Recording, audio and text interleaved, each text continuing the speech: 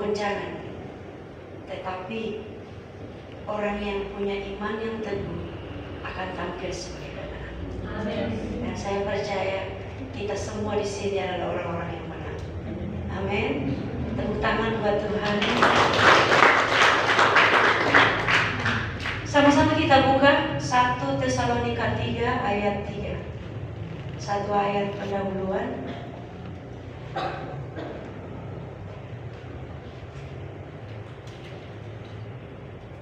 1 Tesalonika 3 ayat 3.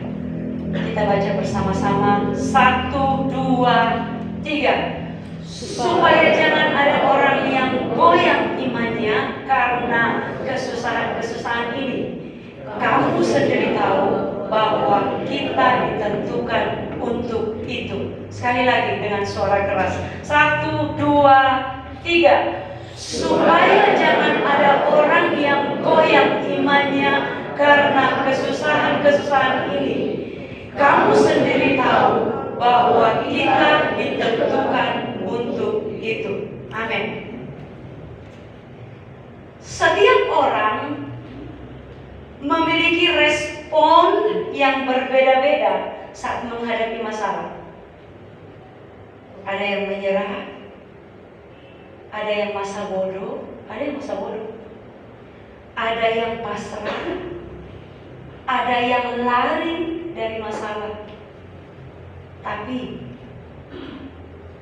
ada juga yang teguh, yang gigih berjuang dalam menghadapi masalah. Ini tipe orang yang punya iman yang teguh. Dan saya percaya semua yang ada di dalam ruangan ini termasuk tipe yang terakhir. Yang gigih berjuang dalam menghadapi masalah. Jadi iman yang teguh adalah tidak menyerah, apalagi lari dari masalah. Tetap berjuang dengan gigih sampai mencapai suatu kemenangan. Karena ayat ini berkata seperti ini. Kamu sendiri tahu bahwa kita ditentukan untuk itu. Kalau terjemahan lain berkata seperti ini. Kalian sendiri tahu bahwa penderitaan itu termasuk dalam rencana Allah untuk kita. Jadi semua kita pasti mengalami. Selama kita masih di dunia, pasti akan selalu ada masalah, bahkan mungkin penderitaan yang kita alami. Tapi untuk mengalami kemenangan, dibutuhkan apa?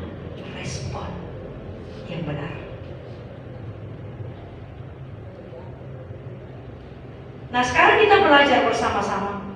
Apa yang dibutuhkan supaya kita memiliki iman yang teguh? 1. Markus 7 ayat 24 sampai 30.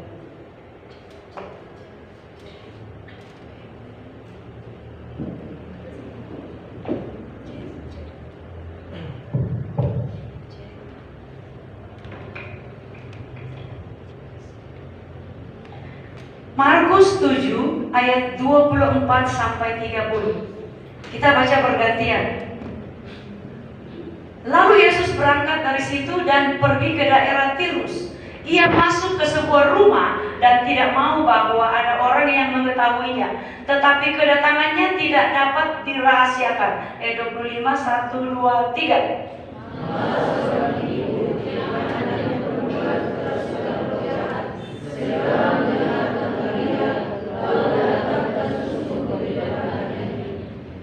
Perempuan itu seorang Yunani bangsa Siro-Fenisia. Ia memohon kepada Yesus untuk mengusir setan itu dari anaknya. Yesus berkata kepadanya, biarlah anak-anak yang berguru, sebab ia patut mengambil roti yang disediakan bagi anak-anak dan mengangkatnya kepada anjing. Tetapi perempuan itu menjawab, menjawab, "Benar Tuhan."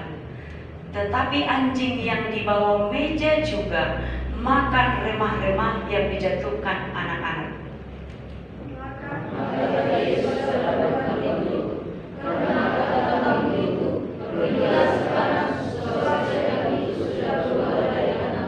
Perempuan itu pulang ke rumahnya, lalu didapatinya anak itu berbaring di tempat tidur, sedang setan itu sudah keluar. Amin. Pertama, apa yang dibutuhkan supaya kita memiliki iman yang teguh? Respon hati yang benar. Apa hubungannya dengan ayat-ayat ini? Ayat 27 sampai 28. Coba kembali. Ayat 27 sampai 28. Lalu Yesus berkata kepadanya, "Biarlah anak-anak kenyang dahulu, sebab tidak patut mengambil roti yang disediakan bagi anak-anak dan melemparkannya kepada anjing." Tetapi perempuan itu menjawab, "Benar Tuhan, tetapi anjing yang di bawah meja juga makan remah-remah yang dijatuhkan anak-anak." Respon perempuan Siro-Fenesia ini tidak marah. Yesus bilang sama dia, seperti anjing, tidak sakit hati, tidak gentar, tidak putus asa, tidak kecewa, tidak merasa terhina. Saudara, apa yang saudara rasa ketika mungkin ada orang lain yang menyebut seumpam seperti anjing?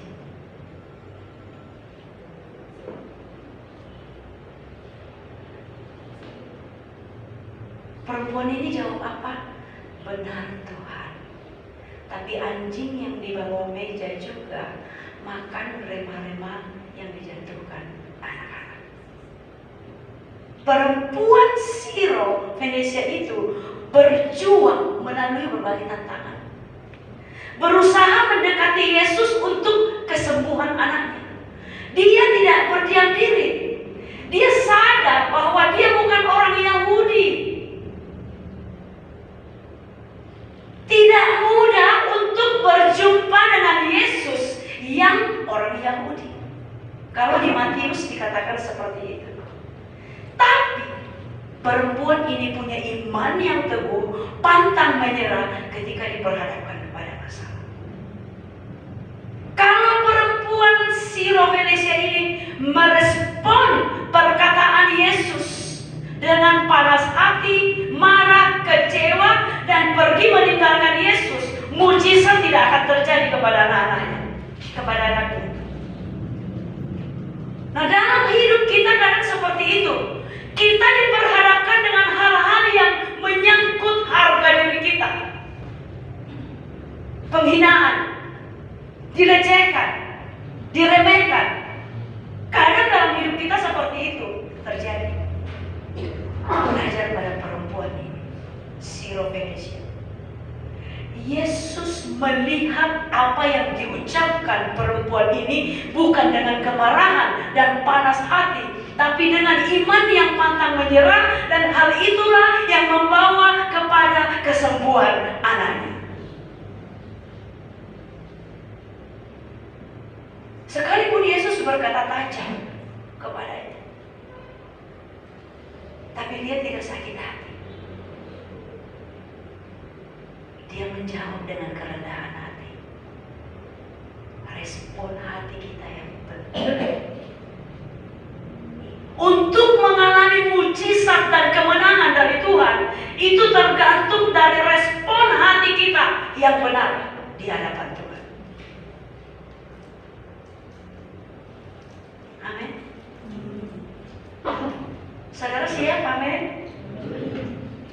Tahun 2024 ini memiliki hati yang baru, bahkan lebih lagi memiliki hati yang benar di hadapan Tuhan.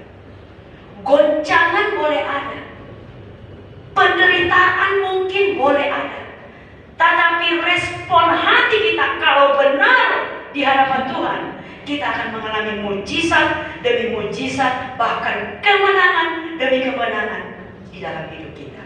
Tepuk tangan dulu buat Tuhan. Haleluya. Kedua, apa yang dibutuhkan supaya kita memiliki iman yang teguh? 1 Samuel 17 ayat 32 sampai 37. Saya percaya ini kita sudah tahu, tapi ada sesuatu yang membuat saya sangat diberkati. Ayat 32, berkatalah Daud kepada Saul, janganlah seseorang menjadi tawar hati, karena dia, hambamu ini akan pergi melawan orang Filistin itu. Tetapi Saul berkata kepada Daud, tidak mungkin engkau dapat menghadapi orang Filistin itu untuk melawan dia, sebab engkau masih muda, sedang dia sejak dari masa mudanya telah menjadi prajurit. Lanjut. Tetapi Daud berkata kepada Saul, hambamu ini biasa menggembalakan kambing domba ayahnya. Apabila datang singa atau beruang yang menerkam seekor domba dari kawanannya, maka aku mengejarnya, menghajarnya, dan melepaskan domba itu dari mulutnya. Kemudian apabila ia berdiri menyerang aku, maka aku menangkap janggutnya, lalu menghajarnya dan membunuhnya. Ayat 36, baik singa maupun beruang telah dihajar oleh hambamu ini, dan orang Filistin yang tidak bersunat itu, ia akan sama seperti salah satu dari para binatang itu, karena ia telah mencemooh barisan daripada Allah yang hidup. Pula kata Daud, Tuhan yang telah melepaskan aku dari cakar singa dan dari cakar beruang, Dia juga akan melepaskan aku dari tangan orang Filistin itu. Kata Saul kepada Daud, pergilah, Tuhan menyertai engkau. Amin. Nah, kita sudah tahu kisah ini ya. Seorang Daud yang dianggap lemah bisa mengalahkan Goliat yang besar. Kisah ini membuktikan bahwa yang kecil bisa mengalahkan yang besar. Yang dianggap lemah bisa mengalahkan yang kuat. Apa kelebihan Daud? Yang kecil itu bisa mengalahkan Goliat. Ada beberapa hal yang membuat Daud tampil sebagai pemenang, tapi saya satukan menjadi karena dia intim dengan Tuhan.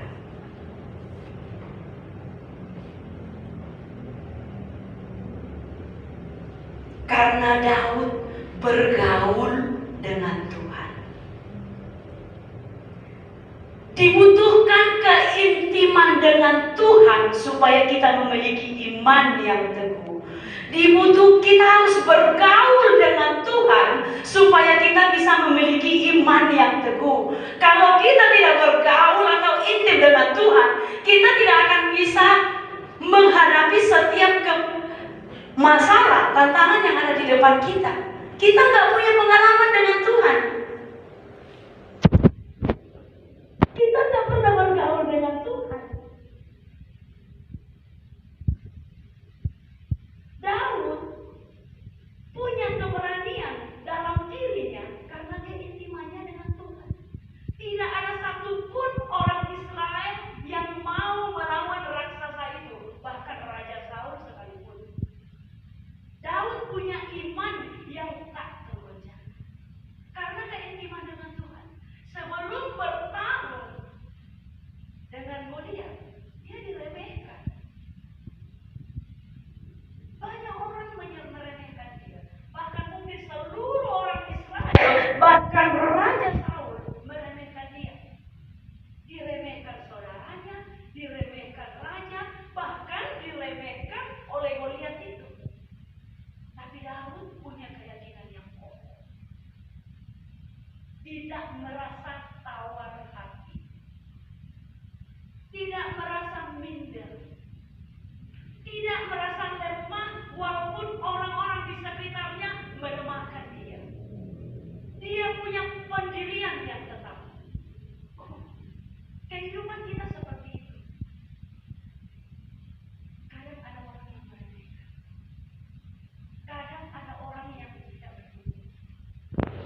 Kadang ada orang yang melemahkan diri, tapi orang yang ingin dengan Tuhan tidak akan tawar hati, tidak akan minder, tapi dia tetap kuat pada diri karena dia tahu Tuhan ada sama-sama.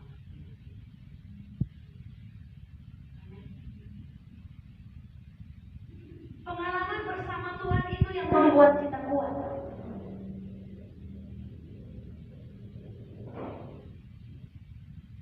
Makanya di Mazmur 144 ayat 1 sampai 2. Coba baca. Ini sangat penting buat setiap kita.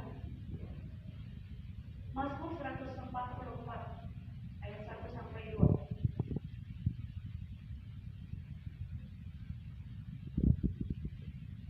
Terpujilah Tuhan gunung batuku yang mengajar tanganku untuk bertempur dan jari-jariku untuk berperang, yang menjadi tempat perlindunganku dan kubu pertahananku, kota bentengku dan penyelamatku, perisaiku dan tempat aku berlindung, yang menundukkan bangsa-bangsa ke bawah kuasa.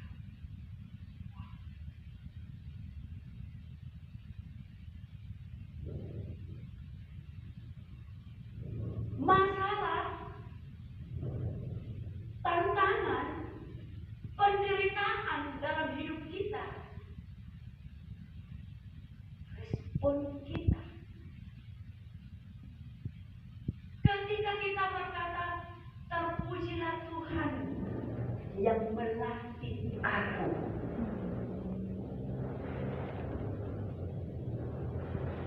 Daud bukan orang yang biasa-biasa. Daud bukan orang yang hanya malas-malas lalu kemudian dilawat Tuhan atasnya. Daud bekerja keras. Daud bekerja keras dan punya kemampuan dan kemudian mengembangkannya. Makanya ketika Saul meragukan dia, Daud berkata, aku terbiasa menghadapi beruang dan singa. Tuhan sudah latih dia. Sejak mudanya, masih kemerah-merahan, dia sudah dilatih oleh Tuhan dan mempersiapkan dirinya. Respon kita yang menentukan ketika penderitaan itu datang. Ketika kita merespon bahwa Tuhan terima kasih, penderitaan ini melatih saya untuk mempersiapkan diri menghadapi masalah yang lebih besar lagi.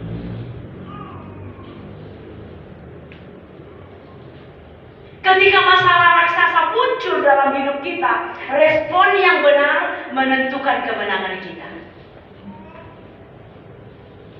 Keintiman dengan Tuhan menentukan kemenangan kita. Ketika orang lain meremehkan kita, ketika orang lain tidak mendukung kita, mungkin katakan seperti ini, terpujilah Tuhan yang sudah melatih dan mempersiapkan saya menghadapi setiap peperangan.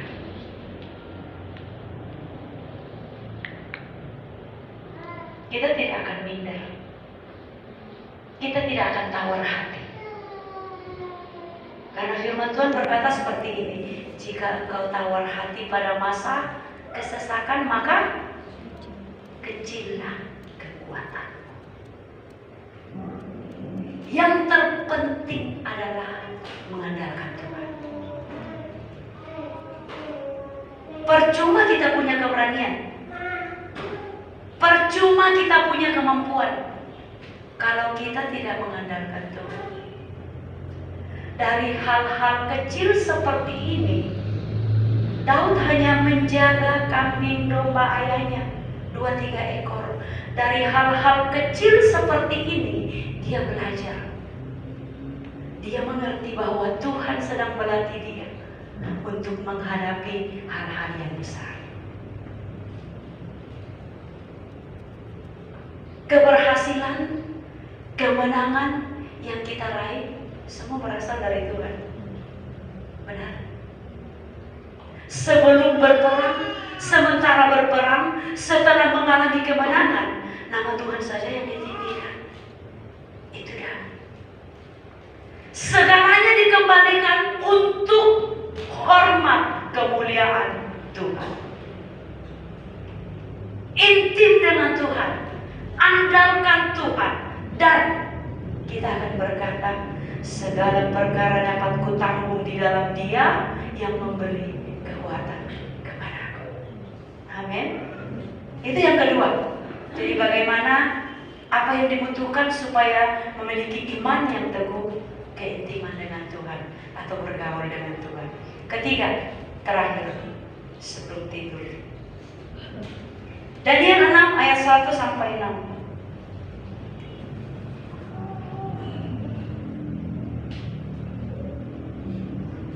Daniel 6 ayat 1 sampai 6. Ya. Darius orang Media menerima pemerintahan ketika ia berumur 62 tahun. Lalu berkenanlah Darius mengangkat 120 wakil-wakil raja atas kerajaannya. Mereka akan ditempatkan di seluruh kerajaan. Ia membawai mereka diangkat pula 3 pejabat tinggi, dan Daniel adalah salah satu dari ketiga orang itu. Kepada mereka lah para wakil-wakil raja harus memberi pertanggungan jawab supaya raja jangan dirugikan. Maka Daniel ini melebihi para pejabat tinggi dan para wakil raja itu, karena ia mempunyai roh yang luar biasa dan raja bermaksud untuk menempatkannya atas seluruh kerajaan. Kemudian para pejabat tinggi dan wakil raja itu mencari alasan dakwaan terhadap Daniel dalam hal pemerintahan, tetapi mereka tidak mendapat alasan apapun atau sesuatu kesalahan, sebab ia setia dan tidak ada didapati sesuatu kelalaian atau sesuatu kesalahan padanya. Ayat 6. Maka berkatalah orang-orang itu, kita tidak akan mendapat suatu alasan dakwaan terhadap Daniel ini, kecuali dalam hal ibadahnya kepada Allah-Nya. Ayat 7. Ayat selesai sampai di sini. Ketiga, apa yang dibutuhkan supaya memiliki iman yang teguh? Setia kepada Tuhan. Raja Darius ketika menjadi raja memilih 3 pejabat tinggi, dan Daniel salah satu dari pejabat tinggi itu. Perhatikan ini. Sejak muda Daniel mempunyai hubungan pribadi dengan Tuhan. Ketika dia bersama bangsanya dibawa ke pembuangan oleh Raja Nebukadnezar, dibawa ke Babel, dibuang ke Babel, dia bersama temannya Sadrak, Mesak, dan Abednego tetap menjaga diri agar tidak tercemar. Daniel dalam menjalankan tugasnya melebihi para pejabat tinggi yang lain. Kenapa?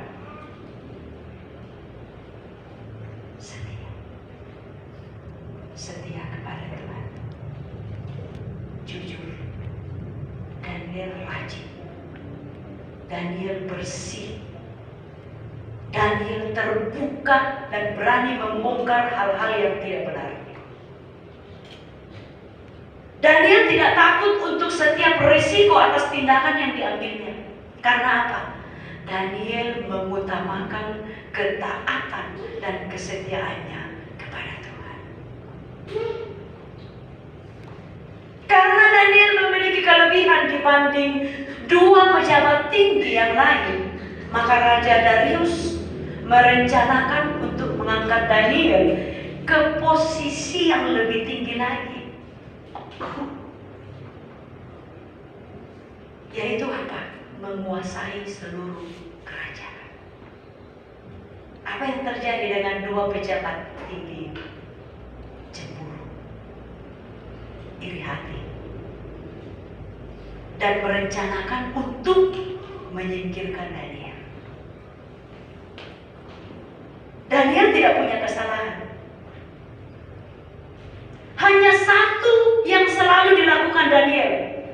ia setia beribadah kepada Tuhan. Dan ini yang dipakai oleh kedua pejabat tinggi ini untuk menyingkirkan Daniel. Pertanyaan buat setiap kita. Kenapa hal-hal buruk kadang terjadi pada orang baik? Kenapa orang benar mengalami penderitaan? Pertanyaan ini sering tidak terjawab. Tapi hanya respon yang benar dari setiap kita yang bisa jawab. Tuhan dapat menggunakan rasa sakit untuk tujuan yang mulia. Amin. Seringkali Tuhan menggunakan masa-masa sulit untuk memunculkan kebaikan. Kuncinya adalah kita harus beriman teguh kepada Tuhan, dan orang yang punya iman teguh pasti setia.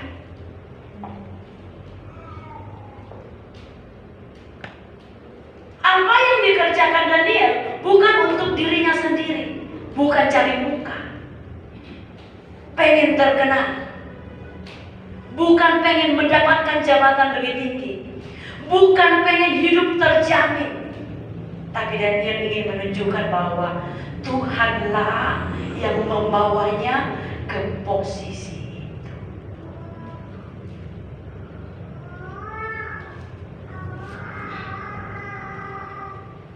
Ketika kita hidup setia kepada Tuhan, gak perlu kita cari muka.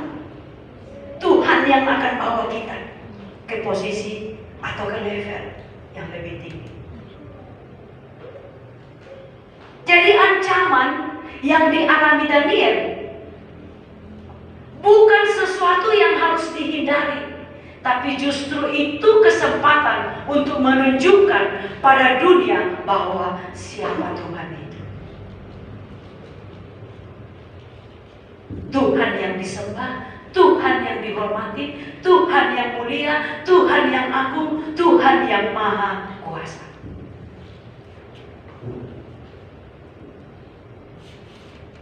Saudara tahu bukti kesetiaan Daniel? Ketika ada surat edaran yang disetujui oleh Raja Darius bahwa barang siapa menyampaikan permohonan kepada salah satu dewa atau manusia kecuali kepada raja, ia akan dilemparkan ke dalam gua singa. Daniel tahu, tapi Daniel justru semakin giat, semakin setia, berdoa, memuji, menyembah Allah seperti yang biasa dilakukannya. Dalam artian dia setia kepada Tuhan walaupun banyak tantangan, banyak masalah terjadi dalam hidupnya. Amin.